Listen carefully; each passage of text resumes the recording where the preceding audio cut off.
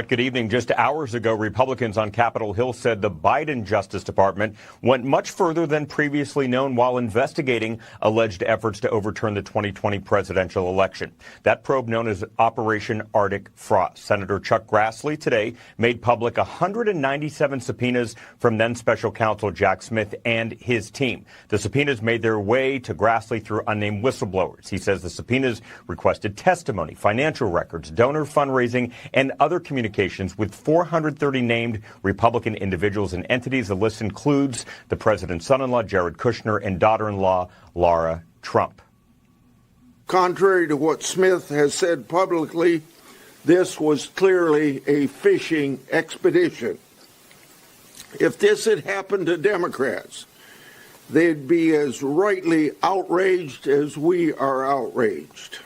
Brett, as part of his probe, several Republican senators say their phone calls were spied on and their phones were tapped. But Smith's attorneys say the calls were not wiretapped. The content of the calls are unknown. In fact, it was just call log information about who called who and at what time. Smith's attorney today tells Fox Jack is happy to discuss his work as special counsel and answer any questions at a public hearing, just like every other special counsel investigating a president before him has done. We hope the House and Senate Judiciary Committees will agree so the American people can hear directly from him. Name the time and place. Jack will be there.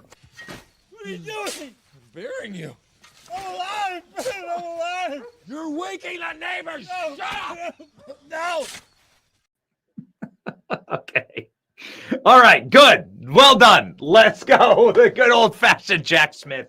We have a rocking great show for you today. Once again, we are in Washington, D.C. because, well, we got stuck here last night. We arrived back at 1 a.m. in the morning on the vice president's plane, a absolutely rowdy good time, and I'm going to share all of that with you today. Thursday, October 30th, 2025. What a day with the VP. Absolutely dominant performance at a Turning Point event, stacked at Ole Miss. 10,000 students roaring, screaming, and VP delivering. It was amazing. We're going to bring you all of the front row seat. Also, some of the behind the scenes. We got a chance to meet with JD yesterday and learn some incredible things, ladies and gentlemen. It is our great honor to always bring you access to the country that is yours. You are the owners of this nation. And so it is our job together to continue to strive to make sure that we are making this country the kind of country that we'd be honored to pass down to our children. It is their inheritance. We are Americans, and JD Vance proved that yesterday. Also, new FBI files reveal that Jack Smith targeted the entire Republican political apparatus, sparks calls for judges' impeachment and Jack Smith's imprisonment. Joining us to talk about that is Sean Davis of The Federalist and Brett Tolman. My name is Benny Johnson, and this is The Benny Show. Allio Capital will make sure that you are locked and loaded for the golden era. It is, in fact, a golden era that must be seized, and you have to be able to take risks, and you have to be able to take chances, and you have to be able to use and adapt to technology. And it's going to be a wild ride. The next 10 years are going to change the world forever. You can already see it happening right now. Allio Capital's app is designed to ensure that your finances stay locked in with all of the major news of the world, some of the major dynamics on Earth, like President Trump meeting with Xi Jinping yesterday. These are the kind of things that move markets. You want to make sure that you have AI backing you up and adjusting your portfolio rightly. Ladies and gentlemen, download their app today. It has an average score of 4.8 out of 5 stars. App Store on Google Play or the Apple App Store. Text my name, Benny, to 511-511. That's ALLIO Capital. Text Benny to 511-511 today. Okay, we had an amazing day yesterday. There's one thing I don't see in the script here. ALX, if you could help me, my footage from the actual event when I just walked the circumference of the arena. Man, it was wild to see. Ladies and gentlemen, we got a chance to board Air Force Two with JD Vance yesterday. And then we wanted to sort of be mum about this because it's an honor. And we got a chance to have some FaceTime with JD on that flight. It was, again, something that is Truly an honor for our program, for us, and for this movement that we're trying to build, because quite frankly, my motivations are aligned entirely with JD Vance's, which is pretty simple. Save the country for our children. JD Vance is not, he's just a few years older than me. He has kids approximately the same age as mine. And admittedly, I haven't gotten a ton of one-on-one time with him.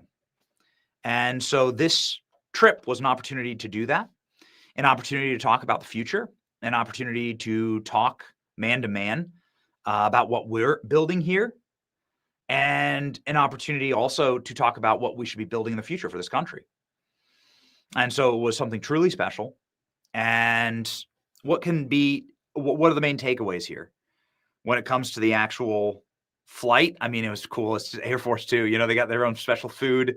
You get your own special seat. You get your little name card, right, on your seat, and you get welcomed aboard. And they have like this excellent staff, military staff there. So good meals, good little snack, you know, a little like sack lunch is what you get. And the plane itself, much smaller than Air Force One, but a really nice plane. It is the same model plane of Donald Trump, Trump Force One, Trump's campaign plane, the famous Trump plane. And so there's a private office. Obviously, half the plane is like a private office for the vice president. And all of that, of course, is off the record and is a secure location for JD to have private conversations. And so we're going to keep that private part private, but let's just talk about the top line here, about what we learned with JD Vance and what we learned yesterday. I learned that JD Vance is just motivated the way any American dad is motivated. I learned that JD Vance is just one of these guys that is hustling because he loves this country. He's just grinding because he loves this nation. He has kids and he doesn't want the nation to fail. I learned that he's really deeply tied into internet culture, just like you'd expect. He's pretty young. And that these kind of shows, the memes, the JD Vance news cycles and super cycles, some of the bigger trolls, some of the bigger Stan accounts, some of the better memer accounts, that JD Vance knows it all. It's very cool. And he's deeply attuned to it. And that makes him so nimble in his capacity to actually navigate that ecosystem. That's why he is constantly top of the feed. And that's why he's constantly trending. And that's why he's the #1 meme in the world, actually. I learned that JD Vance cares deeply about domestic policy in this country. And he said so last night. This is of no secret. And he said so on stage, like, my job as an American vice president and American leader is to care about the interests of Americans and not Indians or Israelis or Chinese people or Japanese people or Ukrainians or Russians, for that matter. It is specifically to care about Americans. That is indeed my job. And what I wanted to bring to that meeting from my own perspective is a perspective of a young person and young people that are suffering in this country and trying to get by and trying to make this nation work for them, trying to seize the American dream, which has become totally and completely out of reach for young people. Buying a house, being able to support a family, having your wife stay at home, with the kids, as I think is properly ordered and designed. All of that stuff is just utterly out of reach for so many American families. I mean, people can make it work, but it's getting harder and harder. The idea of your grandparents' America seems like a time gone by, trapped and captured inside of a Norman Rockwell painting that doesn't exist anymore. And it's not exactly true. But this whole, like, everyone has a white picket fence and a Labrador and 5 kids, and they can sit on their front porch with their shotgun and watch the sunset. Man, is that lost forever? Are we just going to become a nation of nihilistic renters? You will own nothing and you'll be happy? No way, man. No way. I'm telling you, this is something that can be reclaimed. And we were able to sort of outline a vision for that yesterday. It was really cool. It's really special. We got some exciting things cooking here, especially from a domestic policy perspective and also from championing policies for the American family, the American young family, the American father and mother who are just getting started. This is where society and all of government resources should be focused. And so while it was really cool to be on the plane, while it's really neat to fly in Air Force Two and get the little snacks and get the little photographs, right, and little doodads and the little name cards, right, that they're in your seat, souvenirs. Well, that stuff's neat. Like, well, yeah, whatever's going on, whatever's going on, like these the Air Force Two phones, like it's cool. Well, that stuff's going on. What really mattered to me was not that. That's just souvenir stuff. You're going to lose them. They're going to get thrown away anyway, lost or destroyed. What really mattered to me was a lasting vision for a resetting of the future of this country, focusing on families, family creation, supporting moms, dads, parents, young people, in recapturing the American dream through lowering prices, home ownership, institutional buy-in from the American citizens into the dream of America. And that's what we're going to be setting ourselves like Flint to protect against and to strive toward. And that's like kind of our top line, right? With JD. I have been authorized to tell all of you, I've been authorized from JD to tell all of you to prepare for his Halloween costume this year. He does have little kids. He says, just prepare the internet, ladies and gentlemen. You're going to love it. All right. The kids of Turning Point USA loved JD Vance yesterday. Here's what it looked like walking the ring of the stadium itself. Just absolutely wild. Let's have the audio, please. Let's go. Here we go, boys. Let's go.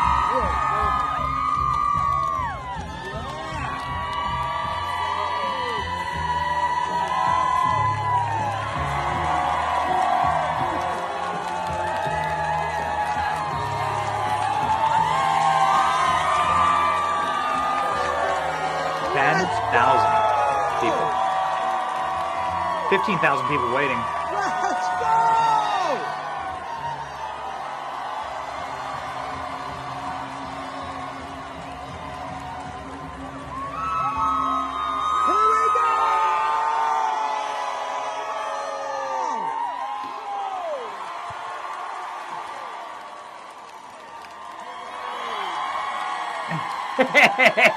Here we go! You can trust me to at the very least be the hype man. Let's go, Mississippi!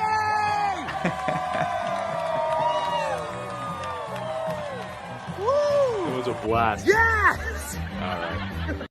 What were they excited for? They were excited to actually hear someone elucidate for them a new but old brand of American politics called America First politics.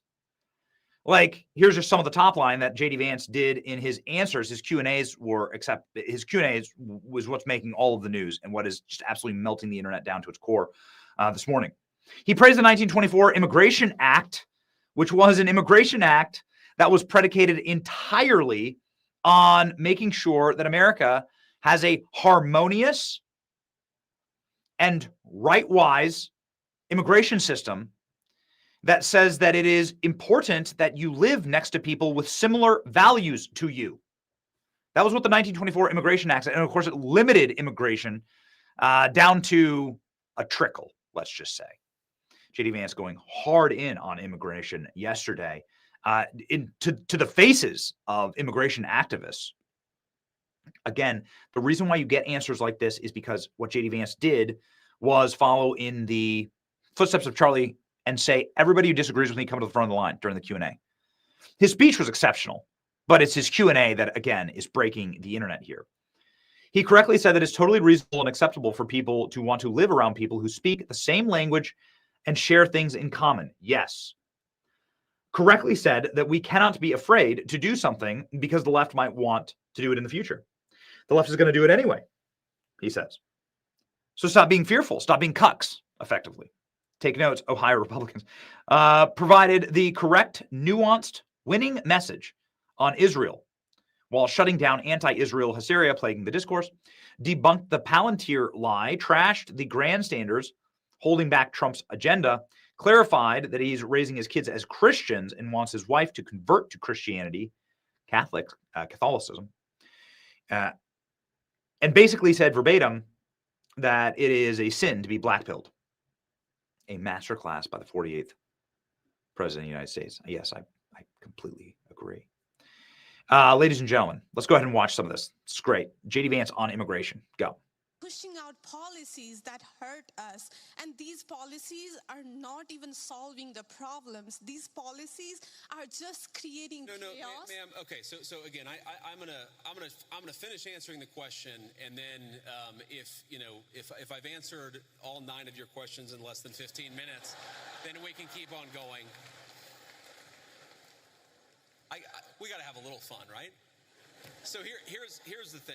I can believe that the United States should lower its levels of immigration in the future, while also respecting that there are people who have come here through lawful immigration pathways that have contributed to the country. But just because one person or 10 people or 100 people came in legally and contributed to the United States of America, does that mean that we're thereby committed to let in 1 million or 10 million or 100 million people a year in the future? No, that's not right. We cannot have, I'll go and finish. We cannot have an immigration policy where what was good for the country 50 or 60 years ago binds the country inevitably for the future. There's too many people who want to come to the United States of America, and my job as vice president is not to look out for the interests of the whole world. It's to look out for the people of the United States. I mean, that's it. That's the money line. You can't get better than that. You can't get better than that. When was the last time in your lifetime that you had a vice president that was willing, any politician that was willing to stand up and take adversarial questions? He said, if you hate me, come to the front of the line. And he did that for an hour. You've never seen that in your lifetime. I've never seen that in my lifetime. I'm on the wrong side of 30, that's for sure. This was incredible to watch. And then the way that he mastered it. My entire life, I've had American politicians from both parties tell me that China is more important than my country, that Israel is more important than my country, that Ukraine is more important than my country. They've been Israel first, Europe first, Ukraine first, Antarctica first, the Seychelles first. It doesn't matter. The entire government is for sale by foreign powers, and the foreign powers know it. That's been my entire life. And that answer is the first time in a very long time that you've heard truly America first. Now, of course, it stems from President Trump. J.D. Vance, President Trump was elected. He's the top of the ticket.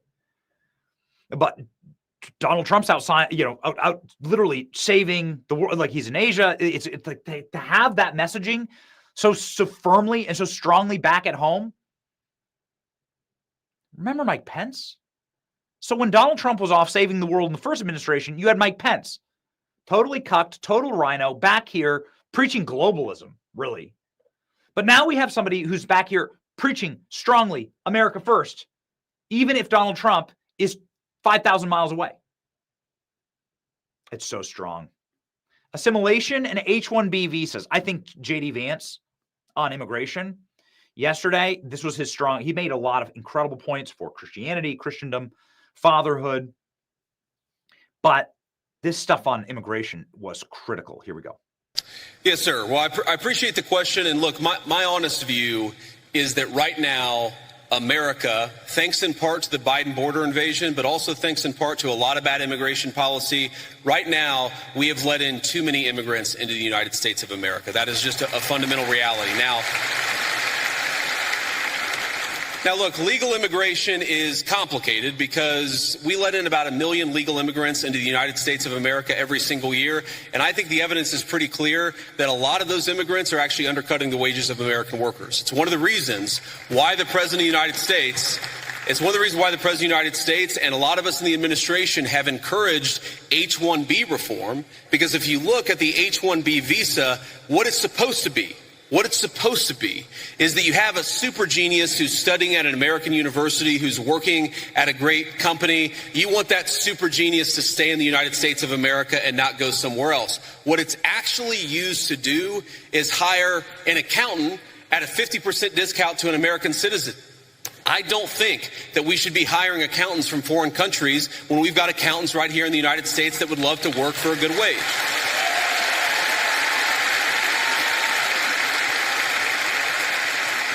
Now, you asked about, I think, your girlfriend, you said, and I obviously don't know the full details about your situation, but my view is, look, there are people who want to come to the United States of America, and some of them, I'm sure, can enrich the United States of America by coming here, but we have got to get our overall numbers way, way down. Too many people have come into the United States of America. I am married to the daughter of immigrants who came to the United States in the 1980s. I do believe that some immigrants, many immigrants do in fact enrich the United States of America. But here's the problem. We don't even know how many illegal aliens we have. We don't even know. The best guess is probably 25, 30 million people. I've heard estimates as high as 50 million. When something like that happens, you've got to allow your own society to cohere a little bit, to build a sense of common identity, for all the newcomers to assimilate, the ones who are going to stay, to assimilate into American culture. Until you do that, you've got to be careful about any additional immigration, in my view. Thank you, sir. Thank you.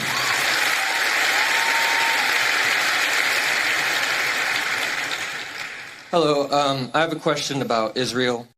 This is what I was there to speak with JD about. So it's not just saying that we are strangers to our neighbors now. JD is going viral for a clip saying, no, you should want to speak the same language as your neighbors.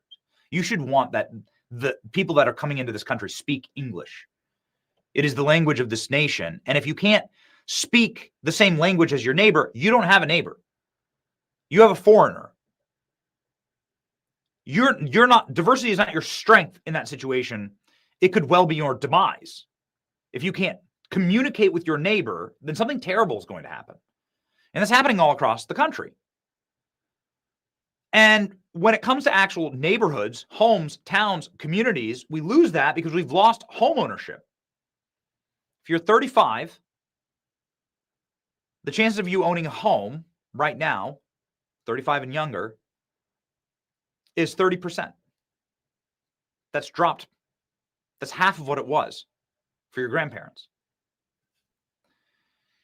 You can't have community. You can't have neighbors if people aren't actually buying homes. Something we're going to be working on critically.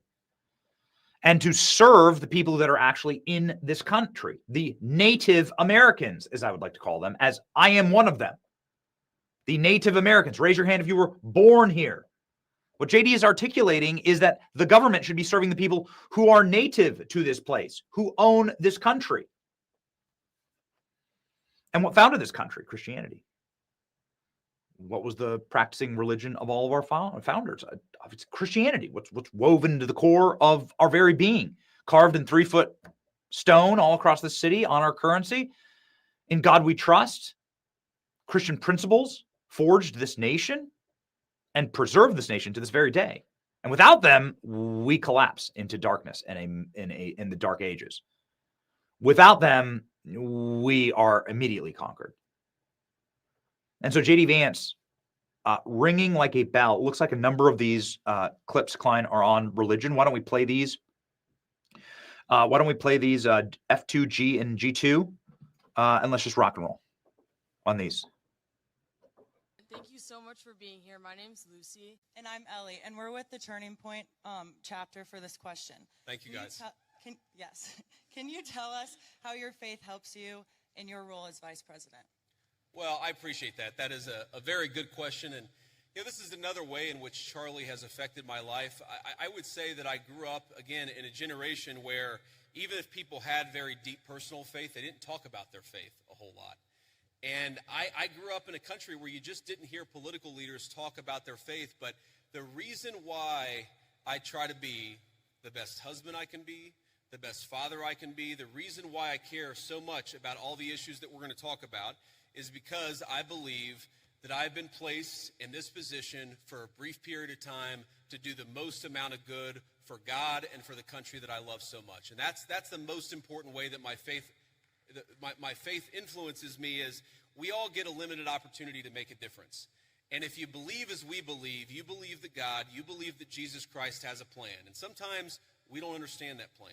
By the way, one way I don't understand that plan is why my friend lost his life 6 weeks ago. Sometimes I get pissed off about that. But what I remind myself is that there is a deeper rhythm, that Jesus Christ is the author of the fate of human history, and we are charged to do everything that we can to effectuate that vision, to make our country a more virtuous place, a more prosperous place where people can raise a family and not be persecuted for their faith, but teach their children their faith. That recognition that all of us have a duty. And I have two very important duties as Vice President of the United States, to the American people and to God, and that's the most important influence my faith has on me. Thank you. A lot of Christian values out there that I think that we've just sort of assumed and we've in fact taken for granted. Christian values are the idea that you should respect every single person as an individual, whatever the color of their skin, created in the image of God. That's a Christian concept. And in fact, it was a Christian empire, Great Britain, that abolished slavery to begin with. The idea that we should eliminate child sacrifice. What did the Christian settlers find when they came to the New World? They found a lot of civilizations that were murdering babies in weird religious rituals. It was Christianity that said we don't kill children just because they're somehow inconvenient to people. A lot of the things, human rights, the very idea that human beings have rights, are a Christian concept. And so I'd ask you, my assumption based on the question is that you're skeptical of Christianity, or at least of certain public professions of Christianity. One of my favorite Bible verses is, "By your fruits ye shall know them." And I think that the fruits of the Christian faith are the most moral, the most just, and the most prosperous civilization in history. I make no apologies for believing that Christianity is the pathway to God.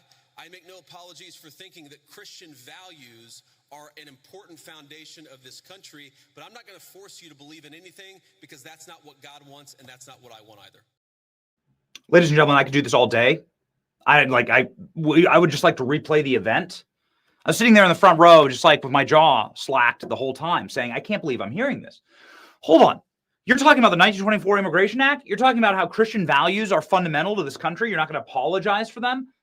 How abortion is murder and actually derivative of child sacrifice in Aztec cultures, and how you have to protect the Church of the Holy Sepulchre in Israel, how Christendom and Crusader churches must be protected.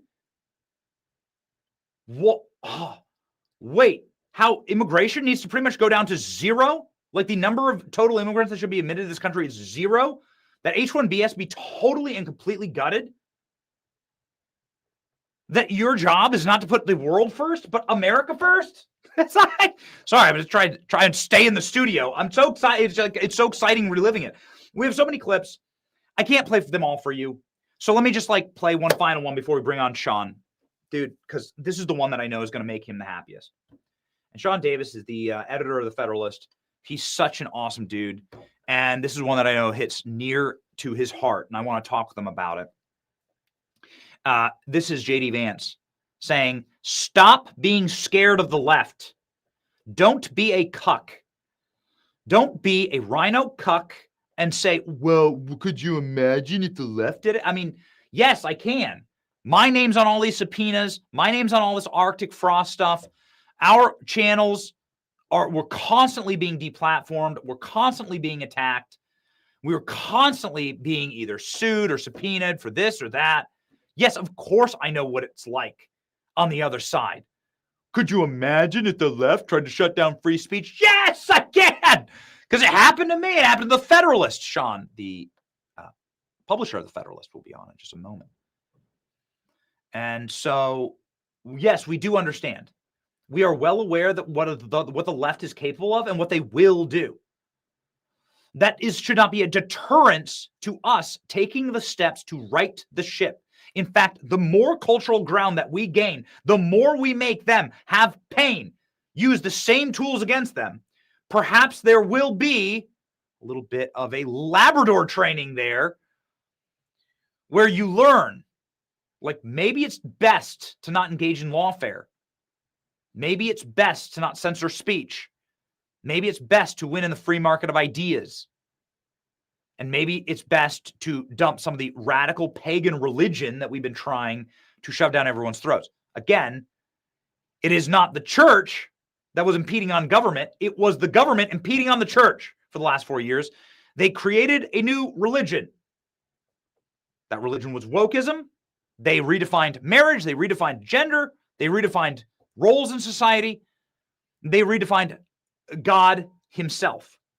Of course, they can't do that. And of course, God will not be mocked. And therefore, you have this moment right here from J.D. Vance. I'm just wondering, well, it's not necessarily something you did wrong, but it's what could someone else do wrong? Let's say we get a complete tyrant in office, and let's say Turning Point USA is having a huge protest against, something really bad that we don't like, and let's say a president is saying that it's getting violent. How can we, I'm trying to think, my mind's kind of blank. What is the difference between what you're doing and how could we prevent someone from abusing that power? Yeah, so look, I understand where the question is coming from, and I think it's a fair question. And it's going to sound like I'm being sarcastic, and it really is not meant in any offense.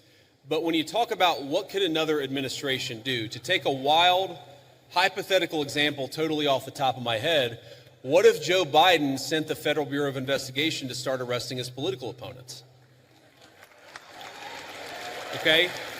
So here's something that I want every conservative to remember. It's an important part of my entire political philosophy is we cannot be afraid to do something because the left might do it in the future. The left is already going to do it regardless of whether we do it. That is the takeaway of the last 40 years. And in particular, if you look at what we're doing, if Joe Biden wanted to deploy the National Guard to a red state in a place where the murder rate was twice what it is in third world countries to actually go after murderers, that would be a great use of the National Guard. Unfortunately, I don't think Joe Biden would use it like that. What I'm worried about, frankly, is what the far left already did with American law enforcement, and that is the thing that we have to prevent against. And the answer to that question is you make sure the people who did it face penalties for using the federal power against American citizens. And by the way, that's exactly what we're trying to do. Ladies and gentlemen, a perfect answer. Joining us live now, the editor, publisher, sorry, Sean, I never really get this. Hold on. Sean Davis, The Federalist. Okay, great, thanks. Sean Davis of The Federalist.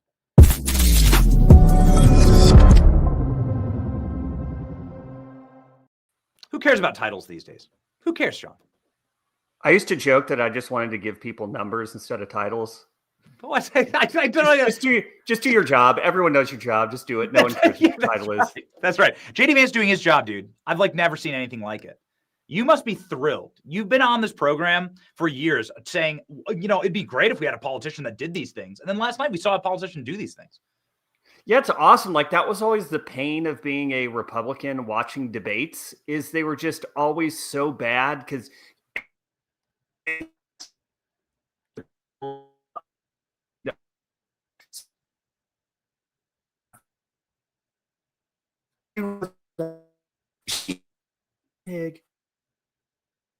that's who.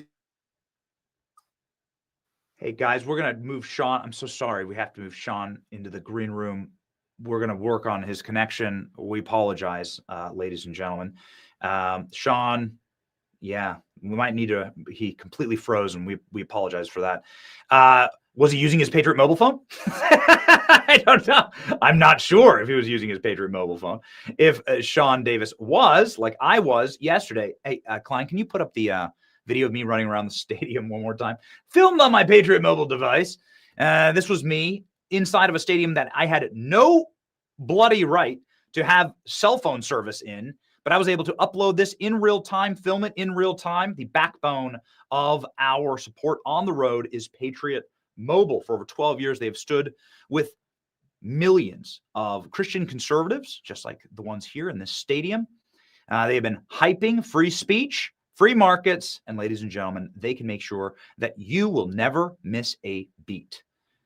You can enjoy the same service that you're on, premium access, or better on all major carriers with Patriot Mobile. Go to patriotmobile.com/Benny or call 972-PATRIOT to use promo code Benny for your free month of service. Switch today. patriotmobile.com/Benny. Call 972-PATRIOT. Switch today. I'm going to go ahead and check in either that or Brett. If we have Brett Tolman either, just let me know, guys. Let me know if we have time to get to Brett either. Okay, cool. Ladies and gentlemen, okay, great. We're working on Sean. As we work on Sean, why don't you work on yourself?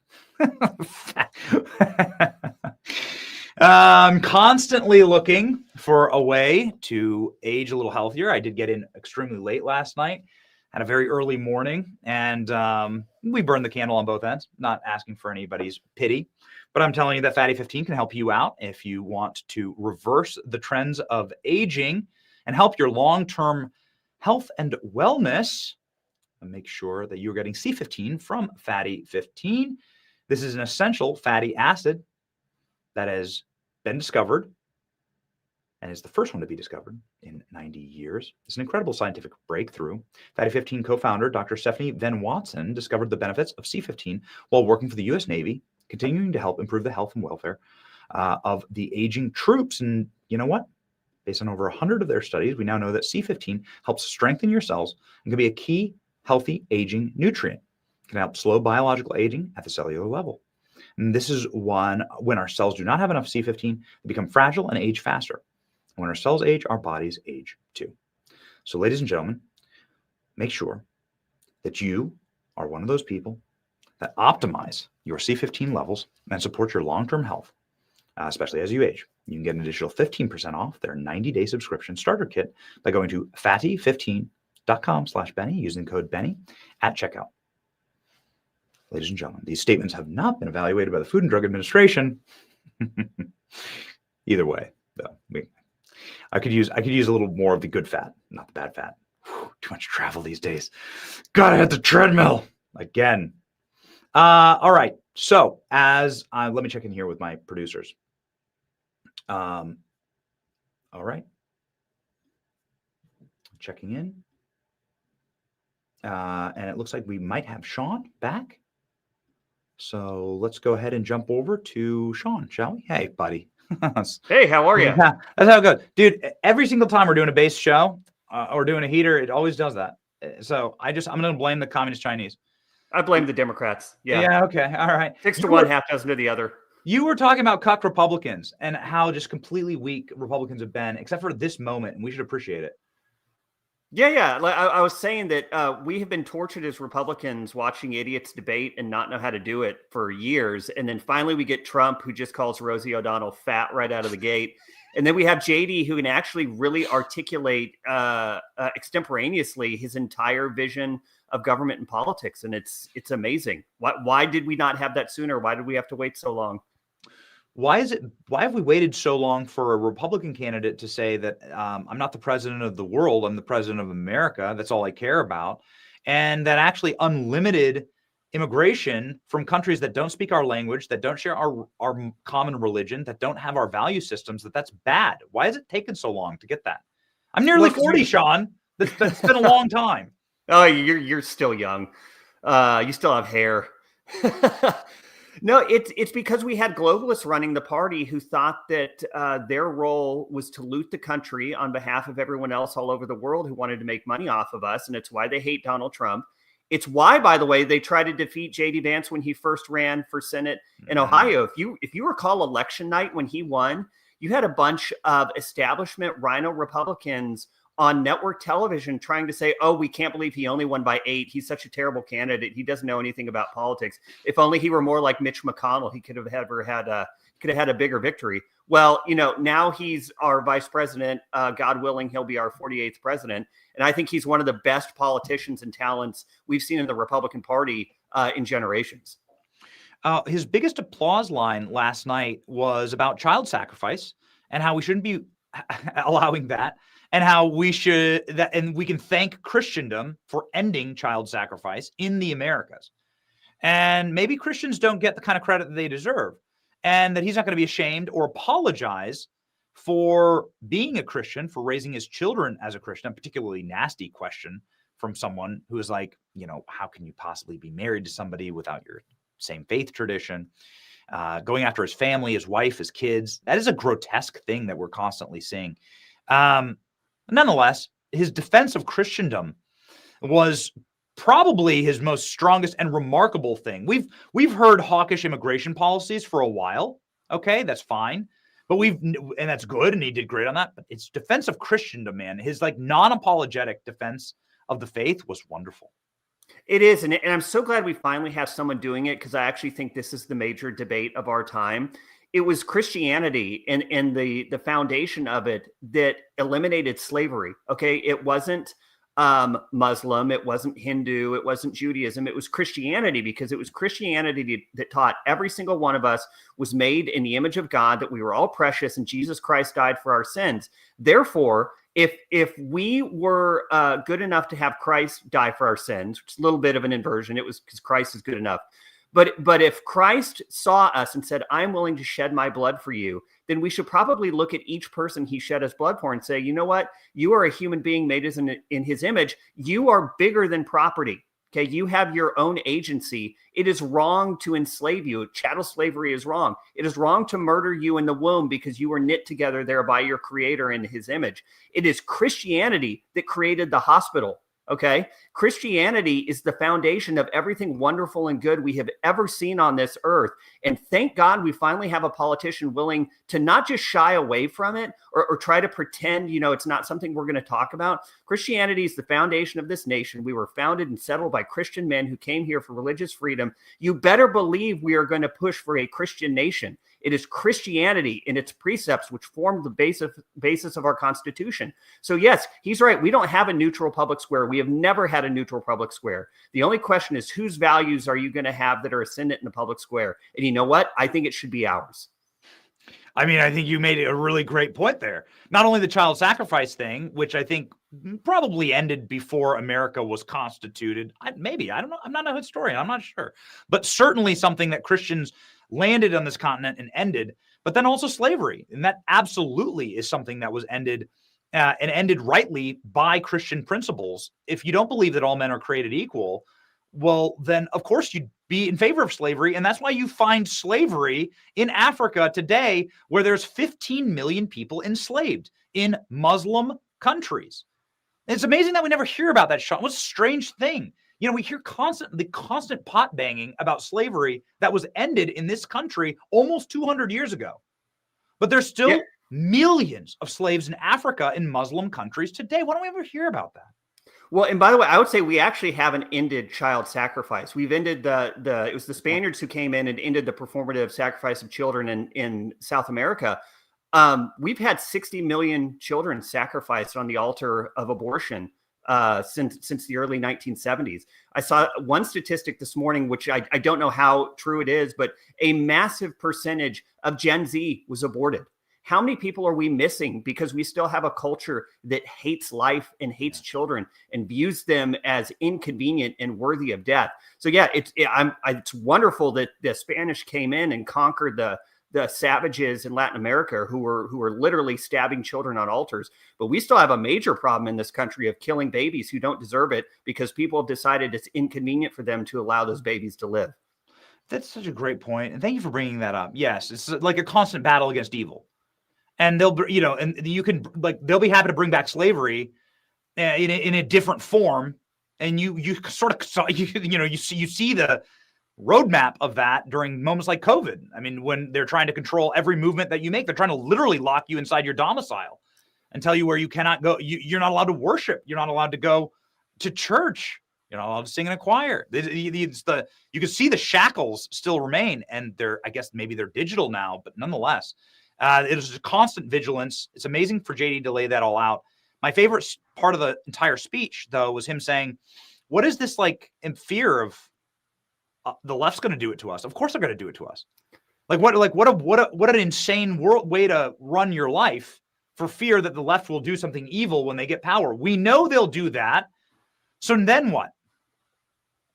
Yeah, it's such a crazy thing to see that mindset manifest itself, because it requires you to have not been conscious of anything that has ever happened up until the moment you utter that nonsense. Okay, they tried to kill Trump. They killed our friend Charlie. They are out there murdering Christian children as they worship, Christian children as they sit in school. We just had a whole big news dump about how they had a massive government-wide illegal spying ring against all of us, all of our friends. They went after our bank accounts. They went after our emails. They went after family businesses. They went after every single conservative organization imaginable. And we're going to sit back and say, hey, if we don't treat them the way that they treat us, they might be mean to us. It is so stupid that just believing that or even verbalizing it is so discrediting to the person who does it. Yeah, I can't take seriously anyone who believes that's actually how it works. The left wants to destroy us. They murder our friends and the left cheers them. This idea that if we just surrender and wave the white flag, that they'll stop hating us and wanting us dead is literally insane. It's insane. And now it is verified and proven. This happened with me during the whole Kimmel thing. Everyone was like, oh, wow, you've been mean to Jimmy Kimmel. He got put in timeout for saying that it's cool, for lying about your friend's death. You should just roll over and take that, bitch. That's what people on the right were saying to me. Big names on the right were saying, just roll over and take it when somebody lies on federally funded television about Charlie Kirk's death and then wantonly begs for more of that style of death for the right, which is exactly what Kimmel was doing. Anyway, the point is that people were like, could you imagine, Benny, if somebody tried to censor you? Could you imagine what would happen? I was like, yes, I can. And I can show you the CIA and FBI internal Facebook and Twitter documents that not only they come out from me, they came out from Charlie. They lumped us together and said, let's just destroy them together. So yes, it's personal to me. And now it's personal to you, Sean. I want to put up some of Sean's recent posts here over the last 24 hours. The Federalists being deliberately targeted by Operation Arctic Frost. Sean, could you please break this down for us? Yeah, what happened was when Joe Biden took the White House, he ordered his people to go to war against the entire conservative movement. It wasn't about January 6th, and it wasn't about election obstruction because, in my adult lifetime, I don't think I've ever seen Democrats concede an election they lost. They always have some sort of excuse, whether it was Bush in Florida or Diebold voting machines in Ohio in 2004 with Bush or Russia stealing it in 2016. They've been objecting to elections and denying them my entire adult life. So it wasn't about that. It was about snuffing out the entire conservative movement. And you look at who they went after. They went after Donald Trump's PAC, Donald Trump's campaign. They went after the Conservative Partnership Institute. They went after American First, the Policy Institute. They went after American First Legal, which, by the way, didn't even exist on January 6, 2021, which I find hilarious. They had this J6 investigation going after orgs that didn't even exist. They were going after people personally like Ed Corrigan, who's one of the greatest American patriots I've ever known, an absolute giant in the conservative movement. They were going after Trump's aides. They were going after Stephen Miller. This wasn't designed to somehow bring about justice or enforce the rule of law. It was about finding out everything they could about the conservative movement, looking at all of their emails, all their conversations, all of their contacts, looking at their bank records, and doing everything they could to destroy them, their staffs, their donors, and their voters. There's no way that this is legal. I mean, in what conceivable precedent could you have for 197 different subpoenas to Republican organizations? Please put the chart back up. Thank you, Clint. 430 different Republican entities and individuals. This makes the IRS, the Obama IRS scandal, look like just nothing. Yeah, when you look at the facts here, I would say Watergate is Arctic Frost was bigger than Watergate in the same way that the Pacific Ocean is bigger than your bathtub. Okay, Watergate was a tiny little drop in the bucket. It was a grain of sand in the Sahara that is Arctic Frost. This was the biggest scandal in American political history, and there is nothing close. They were tapping Senator Cruz's office landline. according to a Chuck Grassley press conference yesterday, an office landline. And they sent a note to AT&T saying, give us all the contact information. Normally, these telecom companies would tell people what's happening. Hey, we've handed over your records. But AT&T couldn't, in contravention of the law, by the way. This is a total violation of the law regarding administration of communications in Congress. But it was James Boasberg, that dirty FISA judge, the guy who let Kevin Kleinsmith, the dirty lawyer who fabricated the Carter Page FISA. It was James Boasberg who sent an order to AT&T about Ted Cruz's wiretap on his office landline and said, don't you dare tell him about it. That would be a violation, because if you tell him, he might flee the country or tamper with witnesses or destroy evidence. That literally happened. We still have a Fourth Amendment in this country, Sean. So, I mean, how do you prevent severe penalties for Jack Smith, Judge Boasberg? I know some people are calling for his impeachment right now.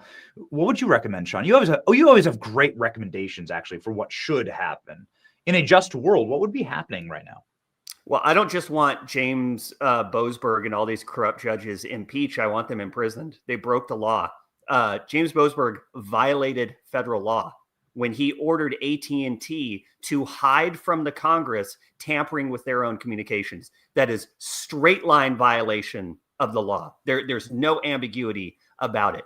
I remember when I worked on the Hill a long time ago, mid-2000s, there was a corrupt Louisiana congressman named William Jefferson. They called him Cold Cash Jefferson.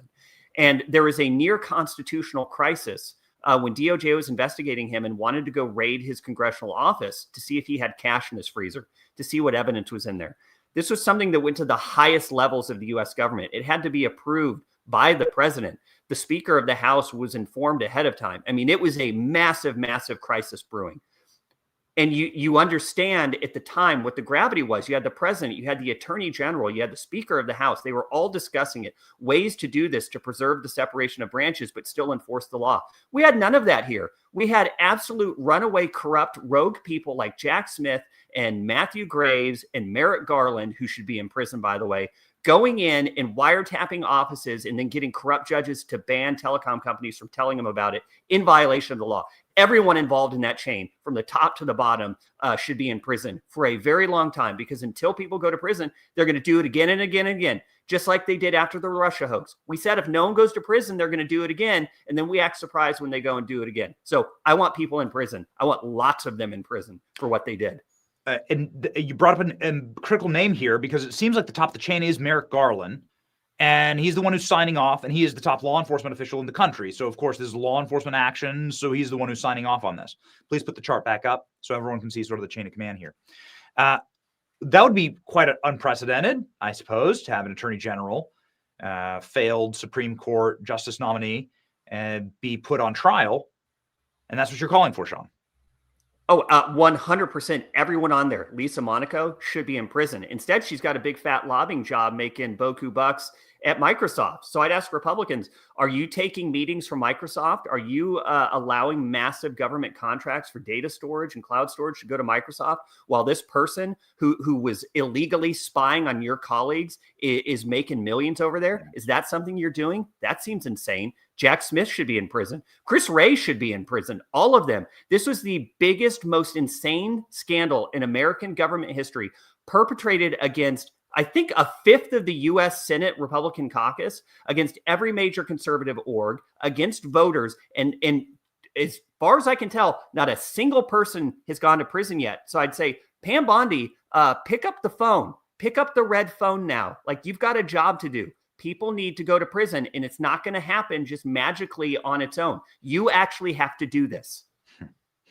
I'm struck by the irony, frankly, of Ted Cruz being one of the people Ted Cruz is one of the people who attacked me, and who's like, well, could you imagine if the left used their power to try and silence or spy on us?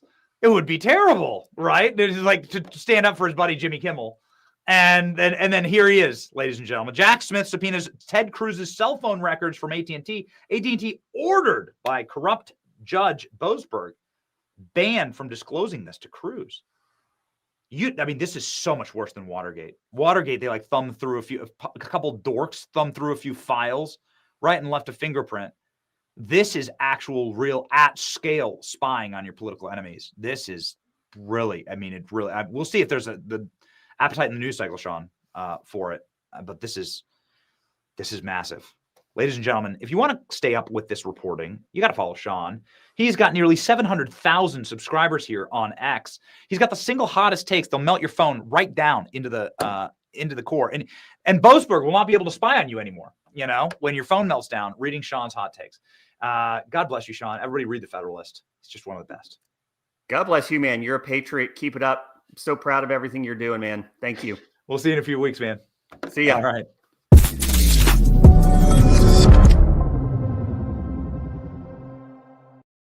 Ladies and gentlemen, what an interesting and fun little series of events here in the District of Washington, D.C.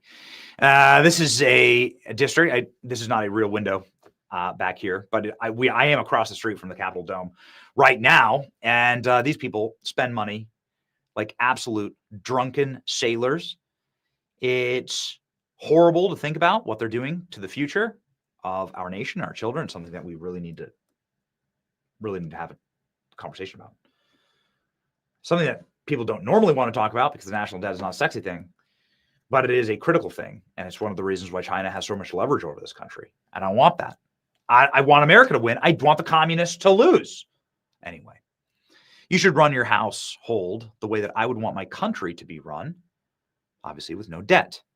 A lot of people are in credit card debt right now. American Finance can help you get out of that high interest debt and to refi into something that is far more manageable using your home equity. You can do this today. Their live customer service representatives can help you save now and get out of what I call modern day slavery, which is high interest credit card debt, absolute usury rates. It's like a $10,000 raise without having to change jobs. Call now before it's too late. American Financing at 888-528-1219. That's 888-528-1219. AmericanFinancing.net/Benny. Oh, ladies and gentlemen, there's so many exciting things that are going on in the world. I don't really know how else to explain it, but sometimes it's like drinking from a fire hose. President Trump and Xi Jinping shaking hands. Not really much to it. Do you have this as a play beside? Thank you. Except for you want to see, obviously, the two preeminent powers in the world getting along, not nuking each other. But President Trump said he's going to start testing nukes anyway. And he ordered the testing of new nukes right before shaking the hand of Xi Jinping. It looks like Xi Jinping looks like he just read that Trump Truth Social. Anyway, it seems like they had a great meeting. President Trump just said the meeting was a 12 out of 10. So I guess there's that. Here's your President Trump clip for the day. Overall, I guess on the scale of from 0 to 10, with 10 being the best, I would say the meeting was a 12. Okay, I think it was a 12. I think very importantly, just the whole relationship is very, very important. And I think it was really good. Especially coming on the heels of the successful trip. We're in Malaysia. You signed a peace deal for Cambodia and Thailand. Critical mineral deals with all our allies. So many successful meetings. Right? And so many meetings great for our country with literally hundreds of billions, trillions of dollars have come into our country over the last 4 days, represented by this meeting. But trillions of dollars, where Toyota is going to build plants, $10 billion worth of plants. And, I could go over so many different companies coming in. They're pouring money into the United States. Ladies and gentlemen, President Trump is having Halloween at the White House today.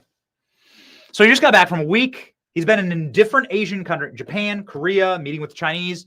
He's been in a different Asian country every single day. He's been on the road for a week. Do you remember he was in, was it Malaysia? Yes, where he was dancing on the tarmac. It was an incredible scene. And President Trump just like coming right back to D.C. He lands and he immediately does Halloween at the White House. Freaking awesome. Now, Donald Trump, guys, you got to get me the Donald Trump minion clip. That's the last clip that we'll play today. Donald Trump minion. Come on. Him putting the chocolate bar on top of the minion's head. We got to play it. Will this be something that we'll be watching? Will this be something that happens? I don't know how the hell this guy has the energy I know how I have energy, Blackout Coffee. Blackout Coffee keeps me going, even when I'm on the road. When we travel for longer trips, I bring my little $5 coffee pot from Walmart with me, and I brew my Blackout Coffee on the road. I can't stand hotel coffee. I can't stand the burnt or bitter coffees that I get. Blackout Coffee is for me. Maybe because it's made right here in the US of A. Maybe because the people who make it love this country and love it a lot. They make it in the state of Florida. It's small batch, small roast, made right here in America, and I run off caffeine, ladies and gentlemen. It's damn good coffee. If you believe in hard work, American values, and coffee that actually tastes like coffee, go to blackoutcoffee.com/Benny. Use the code Benny for 20% off your first order. Support the American dream and drink Blackout. All right, ladies and gentlemen, here's Donald Trump, the legendary moment. Trump with the full-size candy bar on top of the head of the minion.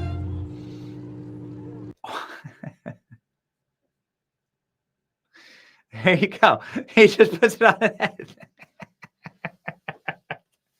Please let it happen again. This happens tonight at the White House. How the guy has the energy, I don't know. Fresh off the plane from saving the world again, Donald Trump. Halloween at the White House. Don't be scared, ladies and gentlemen. Your verse of the day. Make every effort to keep the unity of spirit through the bond of peace. Ephesians 4:3. A perfect message for President Trump returning from the bonds of peace around the world, saving the country, hopefully saving our future. And it is our absolute honor to be in that fight with you. We have a flight to catch back to my family. And it's been a wild run here in Washington, D.C. It's been fun to take you along. We got even more for you. We're so excited about. Stay tuned. It's your boy, Benny. Ladies and gentlemen, remember, in the end, we win. See ya. What are you doing? I'm burying you. I'm alive! I'm alive! You're waking the neighbors! No. Shut up! No! It's the Benny Show, where the truth gon' be.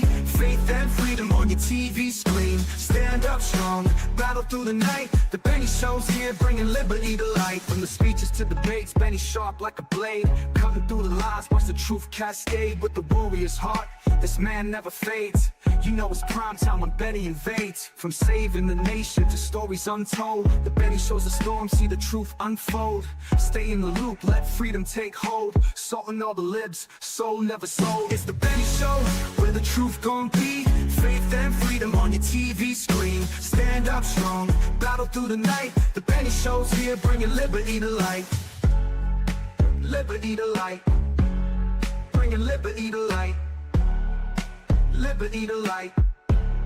Bringing liberty to light. From the speeches to debates, Benny sharp like a blade. Cutting through the lies, watch the truth cascade. With the warrior's heart, this man never fades.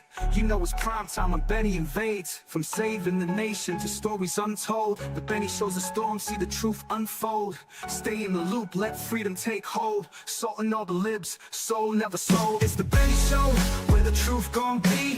Faith and freedom on your TV screen. Stand up strong, battle through the night. The Benny Show's here, bringing liberty to light. Bringing liberty to light. Bringing liberty to light. Bringing liberty to light. Bringing liberty to light.